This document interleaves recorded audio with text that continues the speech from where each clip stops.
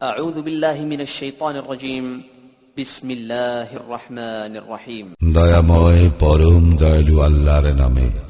ويل لكل همزة لمزة দুর্ভোগ প্রত্যেকের যে পশ্চাতে ও সম্মুখে লোকের নিন্দা করে, الذي جمع مالا وعدده যে অর্থ জমায় ও উহা বারবার গণনা করে, يحسب أن ماله أخلده সে ধারণা করে যে তাহার অর্থ তাহাকে অমর করিয়া রাখিবে।